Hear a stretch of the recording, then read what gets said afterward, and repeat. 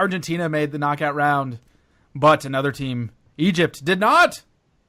And as a result, Chris Jones, a sports writer, all caps, magazine profiles, the kind of guy who doesn't use Twitter because the atmosphere is just too toxic, wrote a thing about Mohamed Salah, an excellent young Egyptian player, saying that he should get sold by his EPL team. What's his EPL team again? It's Liverpool, Corbin. Yeah, whatever. Because, well, he is an asset that is too hot to touch. He literally says that at one point, that he is such a hot asset that if he were existing in any other economy, he would get shipped out. It's very bizarre. I mean, he's a hot asset, all right. But okay, sorry. I don't fucking know. I'll let you get back to it. Anyway, here are several excerpts from God's bastard sport writer. After an incomplete touch with his feet, Salah tried to settle the ball with his head. His arms caught in a triangle with Ramos, who stretched his left leg across Salah. Ramos found a sliver of the ball, but more of Salah, and the two began tumbling to the ground. In that moment, everything was still possible. The game was scoreless. Nobody was hurt. After one of the great goal-scoring campaigns in football history, Salah was still the object of wildest imaginations, a possible winner of the Ballon d'Or. The weight he carried was that of the most optimistic projections. There was only hope. If Liverpool could have sold him in that instant, they should have. That was Salah, the stock, at peak value. He will never be worth more than he was then. The article continues, and then he writes another thing. It was never to be. Watching Salah play for Egypt rather than Liverpool is like watching a river try to find its way around a new dam. Jesus Christ. Liverpool's attack is difficult to counter because it's so balanced and broad. Together, Klopp's front three scored more goals than any other front three in Champions League history. 30, two better than Real Madrid's Cristiano Ronaldo, Karim Benzema, and oh my God, and, fuck you, and Gareth Bale in 2013-14. I'm sorry, there's a billion soccer players, guys, and Gareth Bale in 2013-14. Salah scored 10 of them. Firmino scored 10. Mane, who netted Liverpool's lone goal in the final, scored 10. Mane? What? Come on. Respect on his name. Mane, who netted Liverpool's lone goal in the final, scored 10. Man, I love American football, guys. Salah's season-long goal-scoring numbers separated him from his teammates. Nobody was talking about paying 9 figures for Firmino or Mane. But they are three tributaries of a whole. There's a good case to be made that Firmino, not Salah, is the real force. What a dickhead. What is the real force among them? With Egypt, Salah is a solitary concern. Take away Salah, and the river is stopped at its source. I can't even listen to one more second. I'm so mad right now. Just go ahead. Just there are a few more paragraphs packed, and then we get to... The Russians had also scored before Salah managed his one. For once, his goal wouldn't prove the difference. It wouldn't mask the holes in his contribution, his inaction, his softness. Oh, God. It had taken Egypt 28 years to reach the World Cup and 6 days to be all but eliminated from it. Great players like Ronaldo, that cold night in Zurich, write their own endings. Salah accepted the end he was given. Salah finished the game with his head down. He was looking at his boots when the whistle blew. He made quickly for the exit, brushing past the commiserating hands of his coaches and teammates. If there were more tears to come from his eyes, they would be private. Jose Mourinho had it right. Football has always been a question of heart. God. Even I know that's an unbelievably dickhead thing. Okay. This time, Mohamed Salah's heart didn't seem broken. His heart, like him, like Egypt, was gone. What? Pretty goddamn goofy. I actually just kind of breezed it over a little bit when I put it in the document. It's even more fucked than I thought.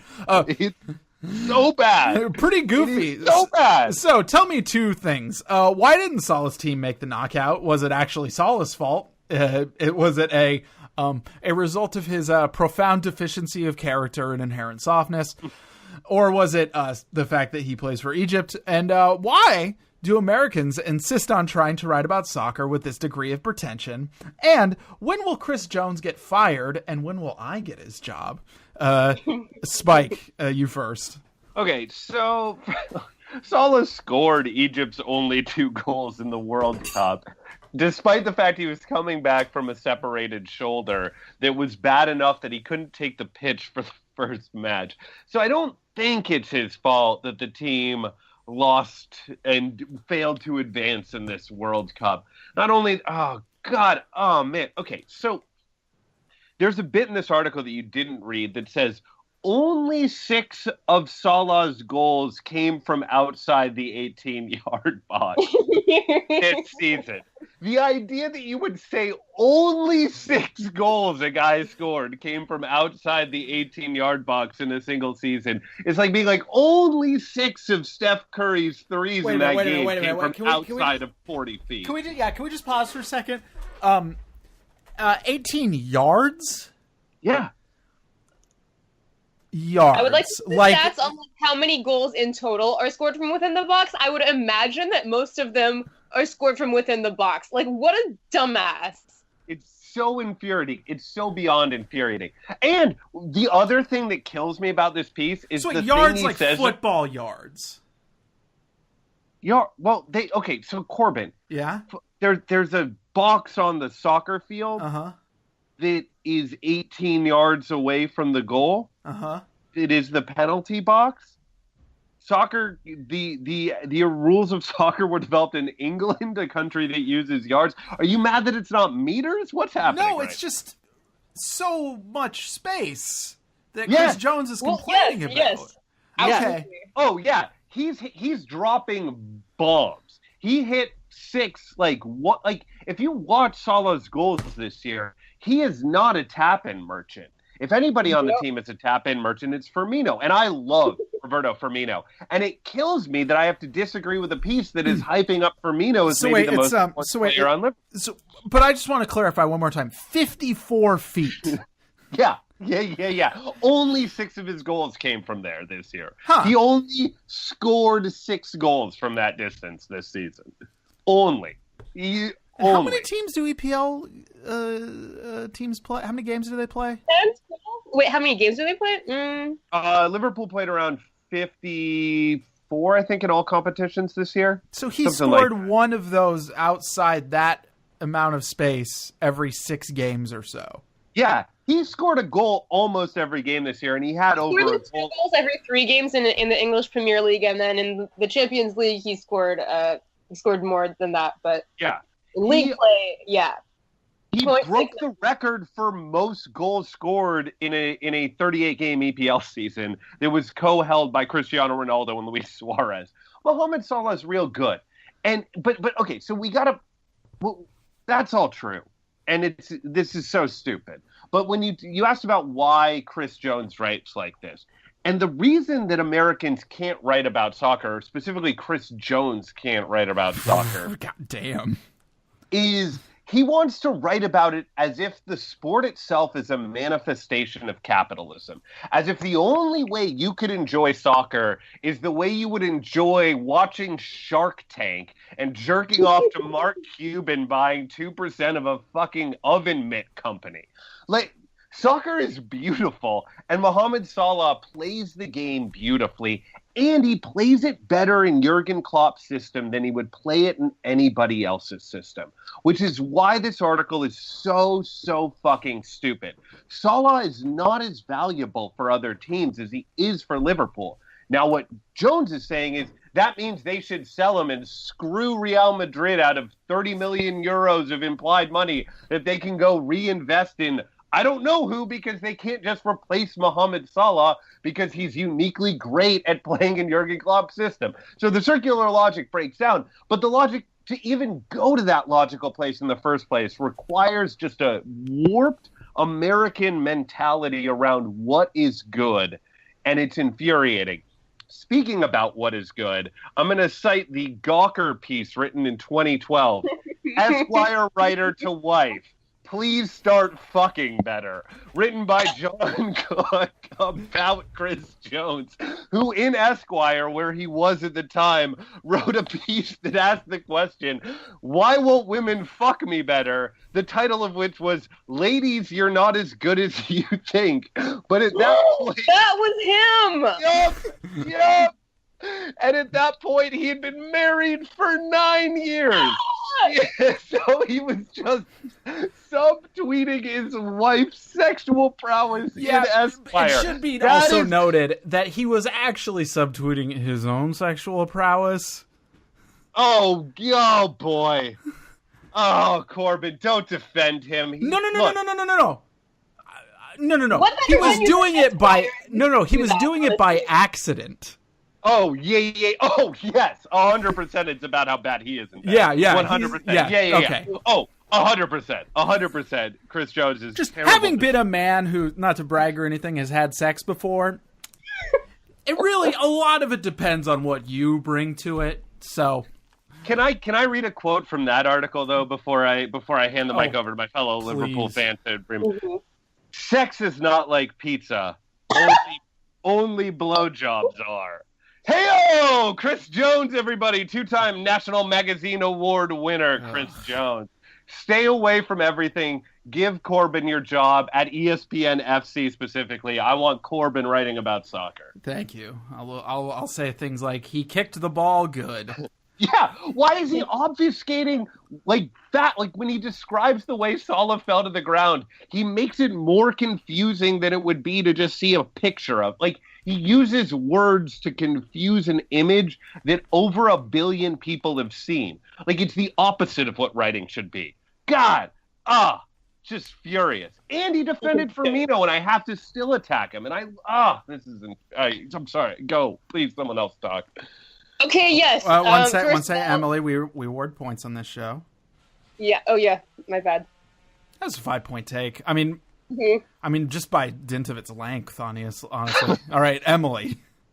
Yeah. Okay. First of all, Chris Jones can choke, and I'm going to say it here because if I say it on Twitter, probably going to get banned by a bunch of narcs. But yeah. Okay. So first of all. Basically, Chris Jones' argument is Liverpool should have done a short sell on Salah. Like, he's not a stock. I mean, yeah, like it's like you said, even if you accept this garbage framework, a player's value is contextual. And, okay, and also, Salah is not fully recovered. Nowhere in his account of Egypt's performance in the World Cup does he mention that Salah was injured and not fully recovered. And in his account of the Champions League final, he kind of obfuscates the fact that Sergio Ramos put him in a mixed martial arts arm lock basically. Yes. Yeah, and honestly, if we were to have like Salah's well-being generally in mind, he probably shouldn't have been played. Like, he probably wasn't ready to play. He seemed very green around the gills in his game against Russia. Obviously, he wants to play because, he's passionate about the game, but, not up to it. Like, he was just not up to it. And he still scored 2 goals. Regarding Salah at Liverpool, yes, duh, he plays better when paired with 2 other players with whom he has chemistry. Are you dumb? I mean, he scores from up close, okay? Some of the time, as we said, that's not really... It's not as damning as Chris Jones thinks it is. But how did he get up close? I mean, he's really able to, to get the ball up close and dribble. That's hard. Yeah, not only did he get 34 goals in league play, but he also got 11 assists. So, he's a man who, looks out for his teammates. Also, yeah, so Egypt underperformed. Egypt were underperforming around Salah, but you can't really, I don't think you can really quantify the just gutting psychological blow that it is if you have your best player but he's injured and he's not kind of up to his usual form.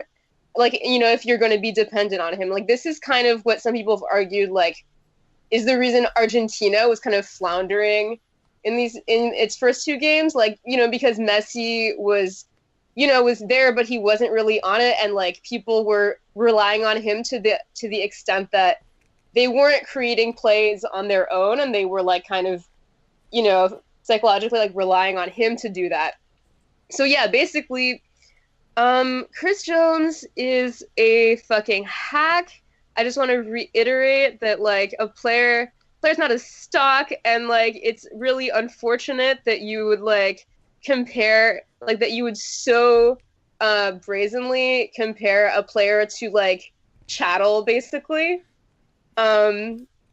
It's like it's beyond offensive. It's beyond you know, capitalist and dumb. And you know, I just hope Salah gets better and proves him wrong, because I don't think he's a flash in the pan.